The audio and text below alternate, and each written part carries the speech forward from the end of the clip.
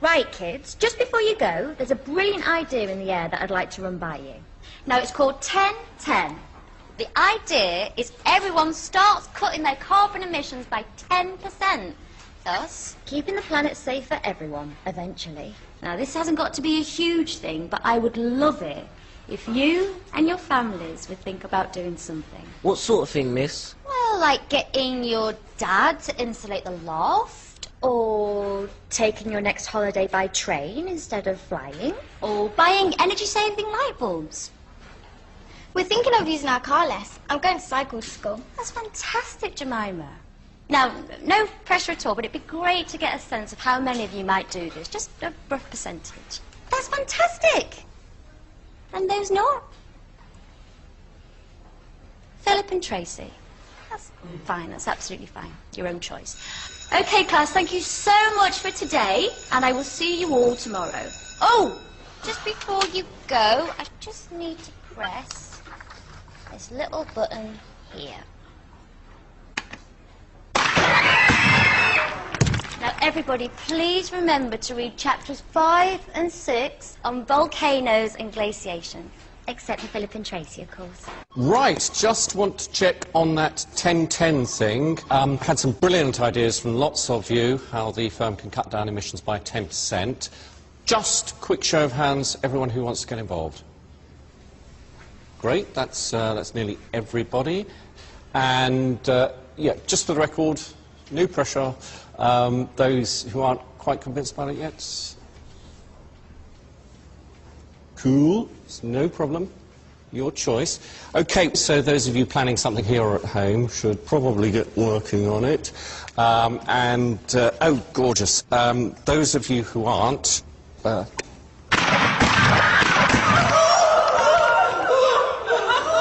Excellent. Have a great weekend, everyone. Well, hello everyone. It's great to be back here at Spurs. So many happy memories for me. Anyway, tell me something. What is this 10-10 thing the club is doing? Well, it means that we're trying to cut our carbon emissions by 10% this year, and Tottenham Hotspur Football Club was the first to sign up. We've changed the floodlights at White Hart Lane, so they're low energy.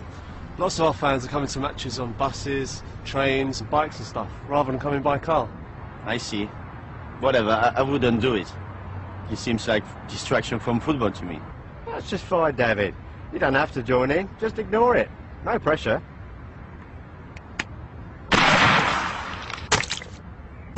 Right, lads, let's do some penalties.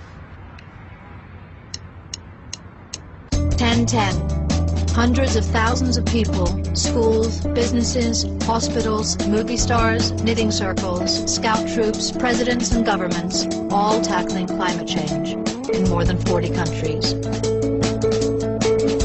Care to join us? No pressure.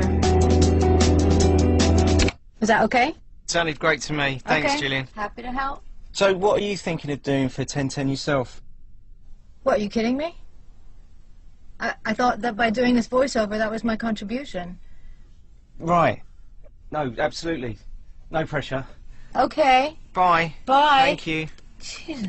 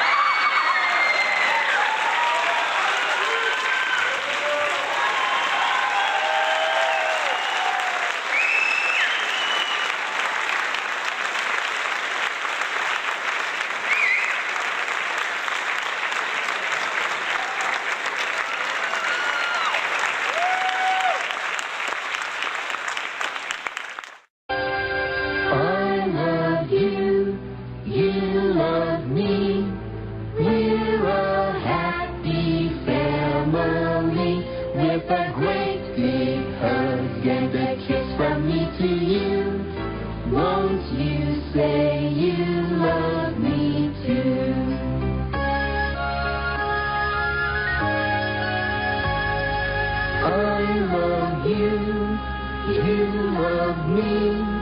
We're best friends like friends should be, with a great big hug and a kiss from me to you. Won't you say you love me too? Bye-bye. Nice to see you, Lucy. Bye-bye. This is the biggest act of eco-terrorism in U.S. history. A fire deliberately set on the night of August 1st, 2003, that destroyed this nearly completed $23 million apartment complex just outside San Diego. A fire set to protest urban sprawl. It was the biggest fire I have ever responded to as a firefighter. By the time the fire burned itself out the next morning, all that remained was a 12-foot-long banner that read, "If you build it, we will burn it." Also on the banner was the acronym ELF. When you saw that banner, what went through your mind? I knew I had a problem. A problem because he knew what ELF stood for. The Earth Liberation Front, the most radical fringe of the environmental movement.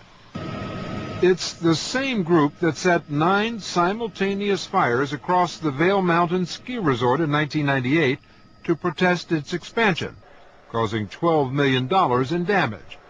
And the same group that left SUV dealerships across America looking like scenes from the Sunni Triangle, their way of protesting the gas-guzzling habits of American car buyers.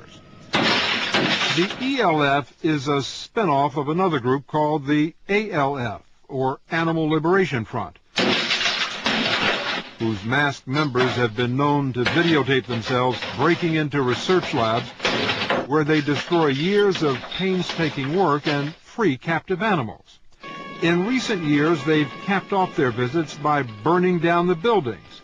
Still, they insist they are nonviolent. For every arson that I've carried out, there's probably been 3 or 4 that were not carried out for that fear of injuring somebody. Ron Coronado, a former ALF leader, is widely credited with introducing arson to the cause. He spent 4 years in prison for setting 6 fires, including this one at Michigan State University. But why burn a building down? Aren't you putting people at risk when you do that? It's simply because after years of rescuing animals from laboratories, it was heartbreaking to see those buildings and those cages refilled within the following days. And for that reason, arson has become a necessary tool. Coronado says the ALF and ELF operate in small, autonomous cells.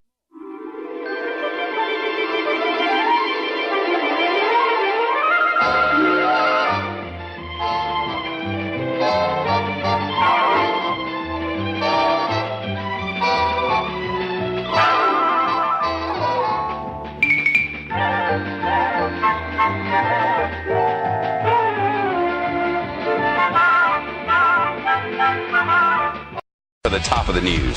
Tonight we're learning much more about the suspect in today's hostage standoff outside D.C. at Discovery Networks and his online rants about what he called parasitic human infants and, quote, immigration pollution. As we've been reporting, officials say this man, Lee, held 3 people hostage for hours at Discovery Channel Networks headquarters in Silver Spring, Maryland. Police there say they shot and killed him and that no one else was hurt. The Fox Sports chief correspondent Jonathan Hunt has the latest live from the newsroom. Man, that website is a piece of work. Shep, yeah, if you look at the web, you can find what can only really be described as rants by this man going back at least as far as 2006. We also know, of course, that in February 2008, he led a protest outside the Discovery Channel headquarters in which he threw thousands of dollars in the air, describing money as trash. Despite legal action following that protest, he kept up his protest against Discovery, and his brother-in-law told Neil Cavuto today that the family had become very worried about his increasingly strange behavior. Listen. He's been very abusive to and hurtful to, you know, the people who love him, his sisters and brother and uncles and a lot of family members that have tried to get him help over the years. And today, of course, Shep, we saw the culmination of that strange behavior and the culmination of those family fears.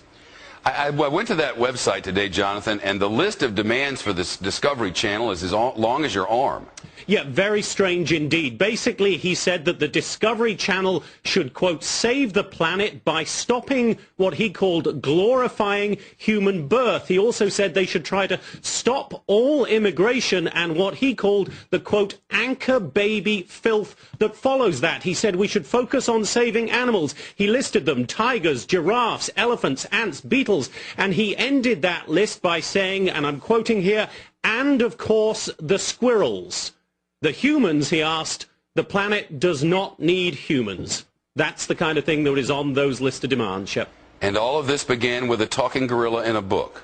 Yes, he has repeatedly quoted as his inspiration 2 books by Daniel Quinn, Ishmael and the sequel, My Ishmael. In those books, a telepathic gorilla communicates with humans and tells them how to save the world. And the list of demands that he led to today's tragic conclusions, Shep, appear to have been inspired by this telepathic gorilla in the sequel communicating his wisdom to a 12-year-old girl. Shep.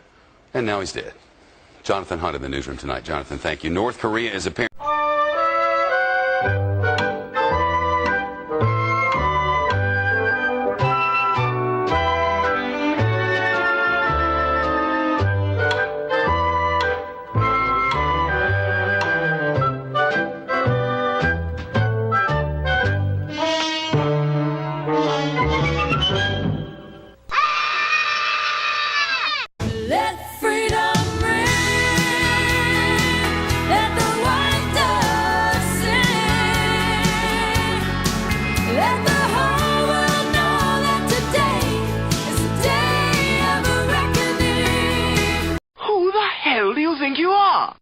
Move it a little bit to the right.